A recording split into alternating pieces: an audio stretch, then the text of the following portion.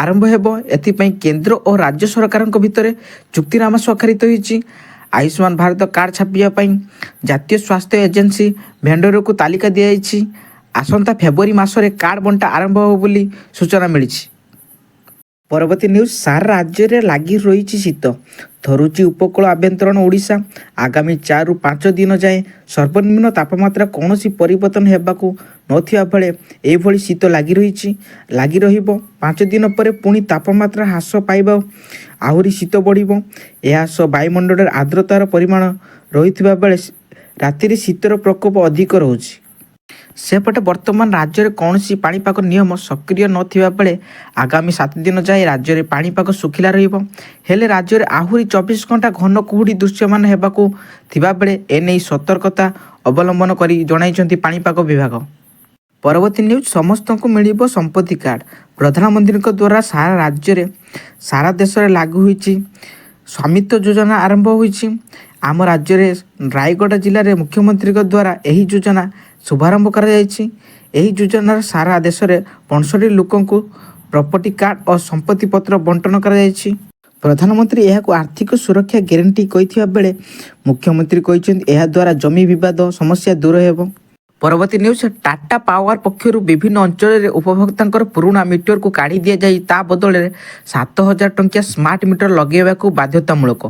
ଉପଭୋକ୍ତାଙ୍କ ମିଟର ଚାଲୁ ଅବସ୍ଥାରେ ଥିଲେ ମଧ୍ୟ ତାକୁ ଖରାପ ମଧ୍ୟ କୁହାଯାଇ ତା ସ୍ଥାନରେ ସ୍ମାର୍ଟ ମିଟର ଲଗାଇବାକୁ ବାଧ୍ୟତାମୂଳକ ବୋଲି କରାଯାଉଛି। ଫଳରେ ଏହାକୁ ଉପଭୋକ୍ତାଙ୍କ ଭିତରେ ଅସନ୍ତୋଷ ବ୍ୟାପିବାରେ ଲାଗିଛି।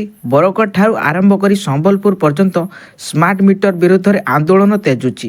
ଏହି ଆନ୍ଦୋଳନରେ ସବୁଠାରୁ ରାଜ୍ୟ ସରକାର ଓଡ଼ିଶାରେ ବିଦ୍ୟୁତ୍ ଉପଭୋକ୍ତାଙ୍କ ମହାସଂଘ ପକ୍ଷରୁ ନୈତିକ ସମର୍ଥନ କରାଯାଇଛି ବୋଲି ମହାସଂଘ ଅଭିଭାବକ ରବି ବେହେରା ଏକ ପ୍ରେସ୍ ବିଜ୍ଞପ୍ତି ଜାରି କରିଛନ୍ତି।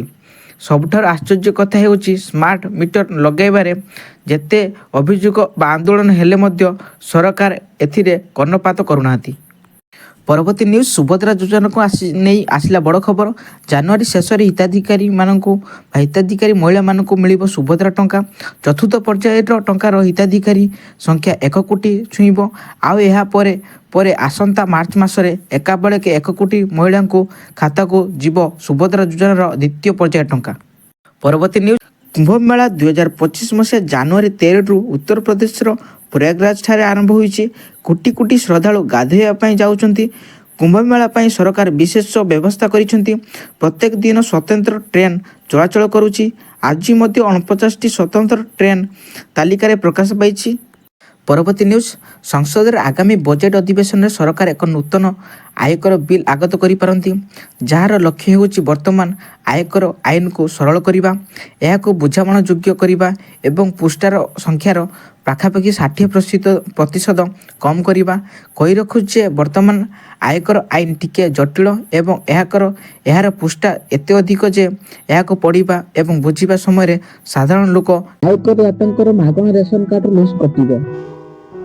ରେସନ କାର୍ଡଧାରୀଙ୍କ ପାଇଁ ବଡ଼ ଘୋଷଣା ହେଉଛି, ଯଦି ଆପଣମାନେ ଆୟତା ଥିବେ ତେବେ ରେସନ କାର୍ଡ ତାଲିକାରୁ ଆପଣମାନେ ବାଦ ପଡ଼ିପାରନ୍ତି।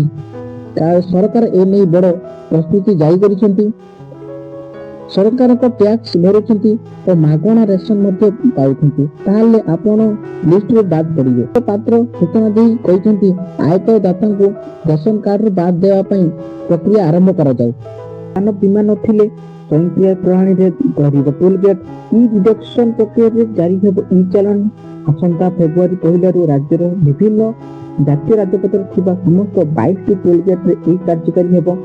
ମୋଟରଯାନ ଆଇନ ଅନୁଯାୟୀ ବୈଧ ବୀମା ନଥିବା ଗାଡ଼ି ଚଳାଚଳ କରୁଥିବା ନିୟମ ଉଲ୍ଲଂଘନକାରୀକୁ ନିକଟସ୍ଥ କାର୍ଯ୍ୟାନୁଷ୍ଠାନ ଗ୍ରହଣ କରିବାକୁ ରାଜ୍ୟ ପରିବହନ ପ୍ରାଧିକରଣ ପକ୍ଷରୁ ନିଷ୍ପତ୍ତି ଗ୍ରହଣ କରାଯାଇଛି।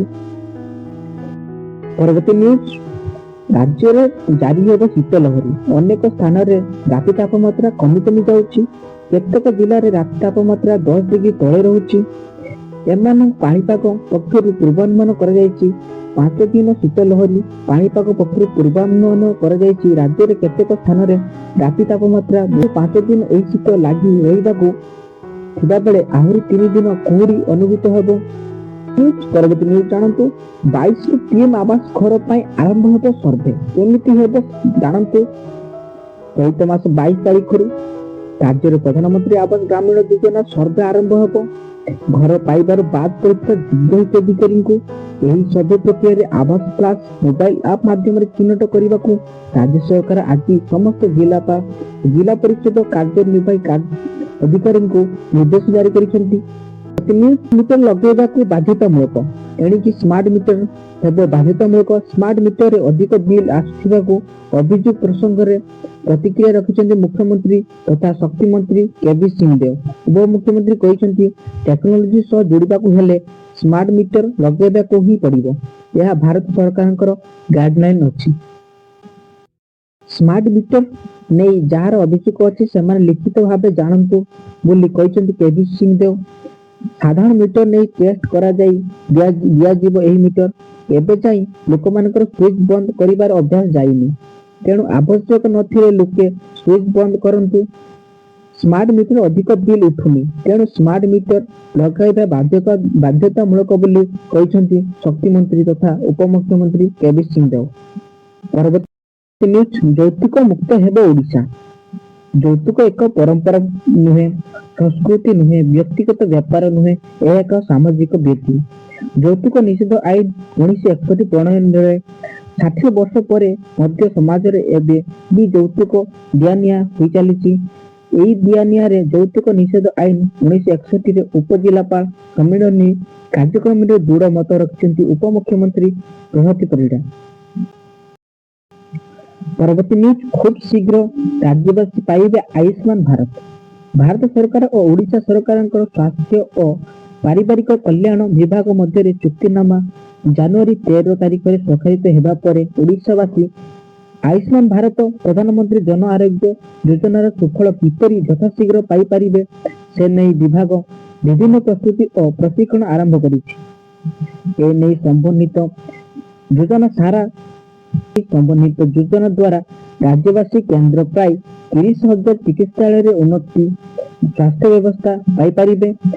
ଓଡ଼ିଶାରେ ସ୍ୱାସ୍ଥ୍ୟ ବ୍ୟବସ୍ଥା ବା ସ୍ୱାସ୍ଥ୍ୟ ସେବା କ୍ଷେତ୍ରରେ ଆସୁଛି ଯୁଗାନ୍ତର ପରିବର୍ତ୍ତନ। ପୁଣି କମିଲା ଚୀନ ଜନସଂଖ୍ୟା। 2024ରେ କମିଛି 14 ଲକ୍ଷ। ଚୀନ ଜନସଂଖ୍ୟା 2024ରେ ମଧ୍ୟ ହ୍ରାସ ପାଉଛି। ଏ ଲଗାତାର ତୃତୀୟ ଥର ହ୍ରାସ ହେଉଛି।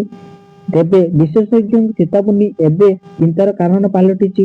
ଆଗାମୀ ବର୍ଷରେ ଆହୁରି ମଧ୍ୟ ଏହାର ଜନସଂଖ୍ୟା କମିବାର ଘୋଷଣା କରିଛନ୍ତି ବୋଲି ସେମାନେ ଚେତାବନୀ ଦେଇଛନ୍ତି। ଜନସଂଖ୍ୟାର ଏପରି ହ୍ରାସ ଏବେ ଚୀନ ଅର୍ଥବ୍ୟବସ୍ଥା ଏବଂ ସରକାରଙ୍କ ନିମନ୍ତେ ଏକ ମସ୍ତବଡ଼ ଆହ୍ୱାନ ପାଲଟିଛି। କେବଳ ଚୀନ ନୁହେଁ, ଜାପାନ, ଦକ୍ଷିଣ କୋରିଆ, ଇଟାଲୀ ଭଳି ଦେଶମାନଙ୍କର ମଧ୍ୟ ଜନସଂଖ୍ୟାର ହ୍ରାସ ସାଙ୍ଗକୁ ବୃଦ୍ଧଙ୍କର ସଂଖ୍ୟା ବୃଦ୍ଧି ଚିନ୍ତାର କାରଣ ପାଲଟିଛି। ପରବର୍ତ୍ତୀ ନ୍ୟୁଜ୍, ମହାନଙ୍କ ଉପରେ ମମତାଙ୍କର ଦାଦାଗିରି। ଓଡ଼ିଶା ସମ୍ପଦକୁ ବୋହି ନେଉଛନ୍ତି ପଶ୍ଚିମବଙ୍ଗ। ଓଡ଼ିଶାର ମୋହନ ସରକାରଙ୍କ ଉପରେ ପଶ୍ଚିମବଙ୍ଗର ମୁଖ୍ୟମନ୍ତ୍ରୀ ମମତା ବାନାର୍ଜୀ ଦାଦାଗିରି ଦେଖାଉଛନ୍ତି। ବିଜେପି ସରକାରଙ୍କର ବେଶୀ ଭଲ ଚମକା ଦେଖାଉଛନ୍ତି ବୃଦ୍ଧି। ଓଡ଼ିଶାକୁ ଆଳୁ ବନ୍ଦ କରି ଦେଉଛନ୍ତି ମମତା ଦିଦି। ଓଡ଼ିଶାରେ ରଖୁଛନ୍ତି ମମତା, ମନ ଇଚ୍ଛା ଆଳୁ ବନ୍ଦ କରୁଛନ୍ତି।